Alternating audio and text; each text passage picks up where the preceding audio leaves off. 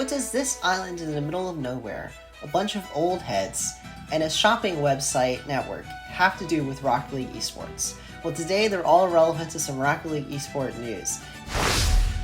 Welcome back to Ask Pat 13, and today we'll be going through some Rocket League news. And first up is this island. So this is the island of Réunion, which I'm probably mispronouncing. It's a French department out in the middle of the ocean, off the coast of Madagascar, off the coast of Africa. And one of the players for the sub-Saharan African team called French Class, which I spoke about earlier in the wildcard because they're going to be playing at Worlds Wildcard, one of their players lives on this island. He's a Réunionnese citizen, Will. And the reason this is relevant is his team got picked up by a French org named Valiant. All three of them now are going to be representing Valiant at the Worlds Wildcard, which is very exciting, and it marks the first time since Season 5 that every team at Worlds is now represented by an org, or is representing an org, I should say, which is very exciting. It's really good for the scene. It's really good for them, all three players. Very happy for them. That's Rasulio. Wait, I should check their names on Wikipedia. Sweaty, Willio, which I'm probably mispronouncing, and Wordy. So, good for them. That's really awesome. Glad to see it. And we'll be excited to see Valiant at Worlds. I don't know a lot about them. It's a French org now hosting the African team. And yeah, we'll get to see them at Worlds. So exciting news. A second piece of news that I mentioned is Shopify Rebellion. So they've already had a team for a while, but they recently announced a multi-year contract extension for Two-Piece and Paarth. So this was their core of their roster this past season, a roster that got top 10, 10th place in North America across the season. They honestly did quite well. Obviously, they weren't competing for majors. Probably they were hoping to do so. But getting top 10 in a region as competitive as North America, especially when you had teams like Dignitas and that made a major that I believe they passed up. Now, let me double check the standings on there. It's just been an exciting season for them. And let's see. Oh, they did get 11th. But, I mean, getting passed up by major teams almost entirely. The only team above them that didn't make a major was NRG. They were in the mix. They were in that top. They were making every regional. Had a couple good performances if I go back to them. Let's check results. Let's see here. Actually, a better way to do this would just be to look at their recent results here. They got top 8 in the winter. They also got top 8 in one of the fall regionals. So the first one of the season, actually. So it's been a good season for them, but they're looking to do better, I'm sure. But the fact that they've locked in 2 of their players before, the off seasons really even started is great. And they're going to be trying out thirds, and I think most notably they won the draw. Or maybe it got second. Sorry, they won a draw, but then the very next draw number 3, they got second place with Garrett G filling in as their third. Can you see it? Let me scroll down a bit. There we go. So they're already trialing high-level players like Garrett G, and I fully expect this core of Two-Piece and Paarth to catch a high-level third player like Garrett G or at that level. So we'll see what happens. I think it's a really solid foundation for their team, and it's really good look for an org to be committed to the scene. So you'll love to see it. Now, the most important piece of news I want to talk about, and I'm going to spend most of the video recapping this, is the Draw 4 just happened. So I even just mentioned a draw tournament when talking about Shopify, but the draw has been a series of weekly, or not even, maybe it's bi-weekly, but a series of a few tournaments hosted by Rizzo, Jamesbot, and J-Cubed. And most notably, it's been like one of the most major bubble tournaments. So it's a tournament that's supposed to feature bubble teams, up-and-coming teams, in addition to some of the top teams. And it's sponsored by Ally, so it's in partnership with Psyonix as their main title sponsor. And it's just been an exciting series. Most recently, the Draw 3, the one I was talking about with Shopify, featured a bunch of the teams that were there for the major, like BDS, Liquid, and Team Liquid ended up winning that. Moist was there, Ground Zero, Elevate. It was exciting to see a lot of these international teams also playing. But most weeks, or most tournaments, I should say, including this most recent one, it's just a mixture of 4 invited teams that are professional teams.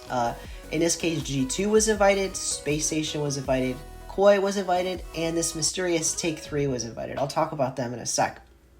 But all 4 of these teams are pro teams that are invited, and the remaining teams are bubble or teams that are on the cusp of being pro, or I think it's open qualifiers, so technically anyone could compete, but usually, because it's pretty grueling to go through a couple of days of open and then closed qualifiers, it's like there's multiple phases of qualifiers. Usually it's the teams that aren't at the top and are just fighting it out, and don't make a lot of, like, to be blunt, a lot of these teams on the bubble, on the edge of being pro and making RLCS, there's not a lot of money in the scene. So this is one way for them to play in a tournament with big cash at stake. $14,000, at stake, split up a lot like this, so the top 4 teams get $2,000. Now this is revealing the results, but that's covered actually. I'll just spoil the results because we're gonna break it down how each stage of this event went. But there was an upset victory. And as you notice, some of the biggest names in the tournament, G2 and Space Station, are not in among the top 4. It was an insane event, and we're going to go down and break down each step of the way. So, but the top prize is 6,500, 3,500 per second, 2,000 for third and fourth, and that's all the money. But it's still like a significant amount of money on the line, and because of the unique format of this tournament, it really is anyone can make it far. And I say unique because this is called the draw. The tournament is called the draw for a very specific reason. Teams aren't set in a predetermined bracket. Instead, all 16 teams, their names are literally put in a bucket, and Jamesbot was pulling names out of a hat, effectively, to figure out who plays who in each round.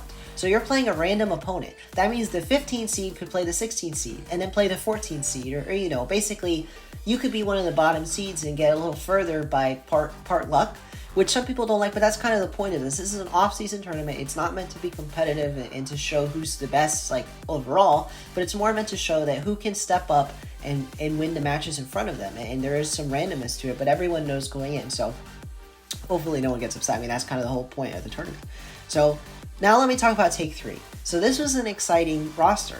It was Justin, AJ, and Calm. This wasn't the way it was supposed to be. Originally, Garrett G was set to play in place of Calm. So it was Justin, AJ, Garrett G when it was originally announced. But unfortunately, Garrett G had another commitment on the day of, so he ended up dropping out, and they got Calm as an replacement. This, everyone obviously knows, this is still a star-studded roster either way. And people were excited to see how this is basically like a mix-up scrim almost of sorts, especially with Calm being such a last-minute replacement. I think he was replaced the day before. It was really interesting to see how they would do. You also had Koi playing with their normal roster. I believe that's the normal roster. I don't know their roster well enough. But anyway, Space Station also playing with the normal roster. But G2 had a sub. It's showing now that Atomic was there, but on the day of, it was announced Atomic could not play and Torment would be playing in his place. Later in the event, Torment only had to play a few games, I think 2 games, and then Atomic was there for the rest of the tournament. But at the start, and we'll see soon how that tournament went, but at the start, it looks like Torment was going to be playing the whole event because of an unforeseen circumstance with Atomic. So it was some interesting lineups, some interesting rosters. People wanted to see how it would go. G2 is going to be at World, so will Space Station, but for the rest of these teams, for everyone else, the season's over. So it's more of a, people are starting to potentially plan roster moves. Obviously, all that is going to really come to a head after Worlds is over, but even before Worlds, a lot of these players' seasons are over, so they're starting to think about next season. Without further ado, let's get into it. So I think some of the most exciting matches to highlight are going to be those top teams we talked about, and also talking, which I'll really highlight them now, the eventual winners, Old Heads. And I mentioned them in my, a team of Old Heads in my intro to this video. But what do a bunch of Old Heads have to do with Rocket League? Well, that's the team name for Adam, J-Pow, and Oath. As far as I know, these three have never teamed together. Adam and J-Pow played the season together on Nefarious, though. And I don't know how long they've been playing actually on Nefarious. I know Nefarious is a long-standing roster.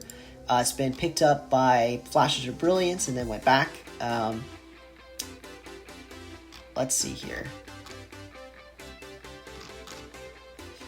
Well, I don't know how long they've been playing together, but for quite a while. It was showing here that all the way in November of 2022, you had Adam and... oh, that's a different player. I don't know how long, but they've been playing for a bit.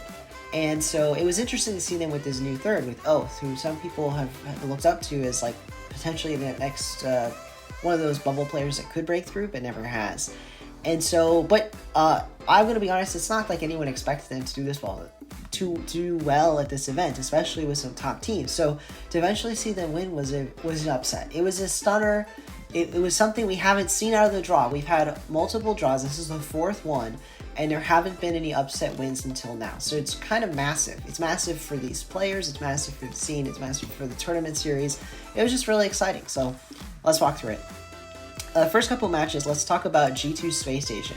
What an unlucky draw. I just talked about how the first two games, Torment was subbing in for Atomic, and that ended up being their only series. So Torment played for 2 games, Atomic played for 2 games, and G2 lost the series. Now, it is entirely possible G2 would have won if Atomic had been playing from the get-go, since Torment was a last-minute replacement, and he kind of is retired. He's not bad by any means, obviously everyone knows Torment, but Atomic's actively scrimming, playing with his squad, it definitely put them at a disadvantage, and the fact that they traded games with overtimes afterwards made it seem like it would have been a closer series. But that said, Space Station did take the win, fair and square, and it kind of just was an unlucky draw for G2 to get them round 1. But that's the way this tournament goes. Additionally, you had Take 3, our first look at them, and they look good, but not great, I'd say, against Digital 2 and Digital 3, Flitz, Cyan, Brock. So these are also established bubble players, so they've been in the bubble scene, and I believe at least Flitz for sure has been in an RLCS event. Let me fact check that. Oh, he was at Gamers 8, my apologies. He wasn't in an RLCS event, but Flitz has played at a high-level LAN at Gamers 8. And so it's not no one's, it's not nobody's. And so it was an interesting match, but it didn't really give us a lot of info on Take 3. That info would come in the very next round, though, when Take 3 took on Space Station. Space Station had probably the unluckiest straws in this tournament. They drew G2 and Take 3, the other top 3 teams at the event. No offense to Koi. Koi are very good as well, but people definitely would have put them as like that 4th, I think, of those 4 teams. And poor Space Station. They just didn't look as good. They look better against G2, which is kind of surprising given that Take 3 is kind of, like I said, like just a mix-up, like a non-scrimming, they weren't scrimming together type team. But sometimes, people call it like a honeymoon period. Sometimes these new random teams just look good together. So that's what happened. They ended up taking down Space Station in a sweep, and the first 2 games were not close at all. I'll be throwing us some highlight footage as I'm talking about this, hopefully. So, what else? Oh, Koi lost. That was an upset. Duck Duck Goose won. Andy, Toasty, and Zanil. I know for sure Andy was on Dignitas, so he's been a RLCS player, highest level he made in LAN this season. He made an RLCS major. Toasty's been on Oxygen, so another top level team, making regionals, I should say. Not as high as Dignitas. And then Zanil, who is he playing for? Pittsburgh Knights. So he's an RLCS pro, he's made top 8s before. He ended the season on G League. I remember that squad. G League, who didn't make the first 2 regionals, but because they had the points of X Knights or X Ghost, I don't remember which core they had. Because they had all those points, they moved on to the next round, to Regional 3. So, all these 3 players... Oh, whoops. All these 3 players are RLCS pros, still making RLCS regionals. In Andy's case, making the Winter Major. So it's not a huge upset that they beat Koi, but I would say it's an upset that they did it in a sweep. That's kind of surprising. And the fact that Koi's been scrimming together this whole time, whereas this is a new squad, a newly formed squad. Potentially, like I said, like these players might be scrimming for next season, you never know. So a little bit of an upset there. And then in the next round, we'll start talking about old heads. Up until now, old heads was beating... not super major teams. We can look at who they beat real quick. The Egoists, and look at Curry. Again, not no-name players, but not names you would see in the RLCS. I think Skills has been in the RLCS. Oh, he's been in the RLRS. So again, not nobodies, but not as big as their final 2 matchups. So let's talk about this. They played DuckDuckGo, the team that just beat Koi, and they win in Game 5. Very close series. And I think this is when they started to get on people's radar. I don't think people... Because the way these matches are streamed, by the way, is Rizzo and Jamesbot are the main stream. And so they're picking one match to watch at a time. And I believe they just watched every single one of Take 3's matches, if I'm not mistaken, which is kind of funny. They didn't even watch G2 versus Space Station.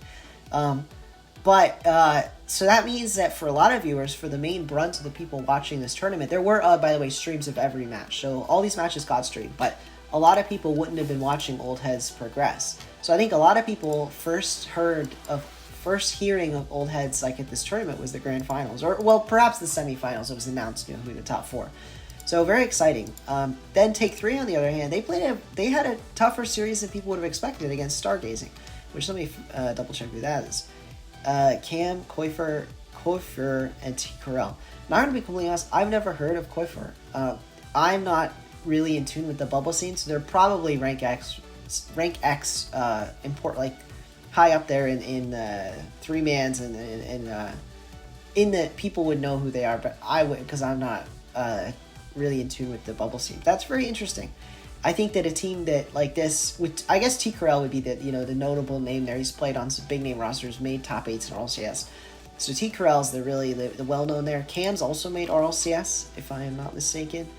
Maybe not. Maybe I'm remembering Cam from the World Championship CRL. So he's a big CRL player. Let me see here. Based on the teams he's played on, I'm assuming he's made RLCS, but just didn't get very far. Let's triple check. Making a lot of close qualifiers, at least. Well, not this season. So he didn't make RLCS this season, but making a lot of close qualifiers. A notable CRL player, top 4 at CRL Worlds. So not a nobody team by any means, but definitely the most surprising of the top 4, I would say. So good for them. Good for them. They just ran into Take 3, and they took them all the way to Game 5 OT. But this pickup squad of Take 3, Justin, AJ, Comp, did come out on top, and then they were playing old heads in the grand finals. And now you would have been crazy to pick old heads, because even though that last match went to Game 5 overtime, this is still Justin, AJ, Comp. And they're playing a team of players who, again, not bad by any means, but these players were not even making every regional. So it was kind of a shock to end up seeing it be not only a win for old heads, but a sweep. It was really a dominant event for them, and yes, you can say they got lucky. They managed to dodge G2 and Space Station, and Take 3 took out Space Station took out G2. But that's kind of the whole point of these events, is that it is a little bit of luck to it. And old heads got lucky, and then they won when it mattered. Like, don't get me wrong, the luck is a little bit there in who they played, but the fact that they won was not luck, because they had to beat the team that knocked out the tough opponent in Space Station. They had to beat Take 3 and all the matches prior to that. So just an incredible win from them. It kind of validates this whole tournament format, and it's really just was an exciting event. So exciting that I really wanted to talk about it in depth here in this video. And yeah, so once again, shout out to old heads, shout out to Adam, JPow, and Oath. Really exciting for them, and I'm happy that they got a huge win and under their belts. And we'll see how the offseason progresses. Maybe they stick together, maybe not. Who knows? It's a long offseason, potentially, the rumor is, so we'll see what these players end up doing, if they stick together or not. The most notable standout, I should point out, was Oath. So he hit a lot of really hype shots, as you're probably seeing in the highlights I'm showing right now. Definitely the most exciting player that I saw, but I only watched their grand finals match. So maybe go back, watch some of their other matches if you want to. I'll link this Wikipedia page in the description. It was really an incredible event from them, but it's also a nice event if you want to look at how Justin and AJ Khan played together, or see Torment play for a little bit. So an exciting tournament, and I really want to give also props to Rizzo and Jamesbot for hosting this event, these draws. I think they've turned out much better than I personally expected, and it's just been a really good idea for an event, and I'm glad they put it on. So alright, that'll do it for this video. So thanks everybody for watching. If you want to see more content like this, more content focused around like quick news segments, or even on tournaments, like non-RLCS tournaments like the draw, definitely leave a comment down below, like the video as well, and don't forget to subscribe. Thank you guys for watching, and I'll see you guys next time. Bye.